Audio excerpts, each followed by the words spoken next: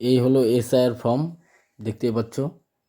যদি এই মহিলার নাম 2002 সালের ভোটার লিস্টে নাম থাকে, তাহলে 25-এর ডিটেল এইখানে, হ্যাঁ এই সাইডটা 25-এর ডিটেলস। আর এই সরাসরি বাঁ হাতে দিকে নিচে সর্বশেষ SIR নির্বাচক তালিকা থাকা নির্বাচকের বিবরণ, তাহলে এইখান থেকে শুরু হবে। আর দেখতে হবে 2002 সালের লিস্ট, এই দেখো 2002 সালের লিস্ট। এ ছিল মমতা অধিকারী, ঠিক আছে, মমতা অধিকারী, স্বামী স্বপন অধিকারী, এই তার এপিক নাম্বার। তাহলে নির্বাচকের নাম হবে এই মমতা অধিকারী, ঠিক আছে, এইখানটায় মমতা অধিকারী।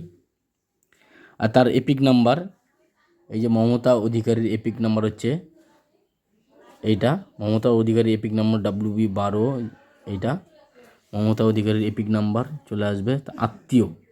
আত্মীয় জায়গাটায় কী হবে, এইখানে সবাই ভুল করছে, আত্মীয় জায়গাটা হবে তাহলে এই মমতা অধিকারী, এই তার আত্মীয় হচ্ছে স্বপন অধিকারী, ঠিক আছে।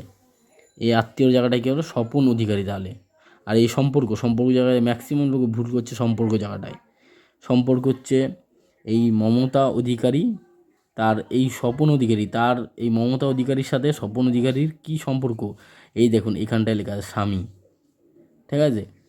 তাহলে এইখানে সম্পর্ক জায়গায় কী হবে, স্বামী, ঠিক আছে। আর জেলা, যেই জেলায়, এবার রাজ্য, এবার ধরো বিধানসভা, এই দেখো বিধানসভা দেওয়া যায় রানাঘাট পশ্চিম। আর এই অংশ নম্বর, এই তো অংশ নম্বর এখানে চলে আসবে অংশ নম্বর। আর এইখানে বিধানসভা।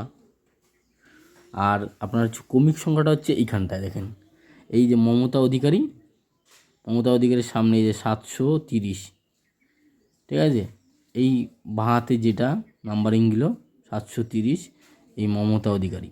তাহলে এই ক্রমিক সংখ্যার জায়গাটা হবে 730, ঠিক আছে, বোঝা গেল তাহলে। আর সইয়ের ক্ষেত্রে যেহেতু এইখানটায় সই আর তারিখ,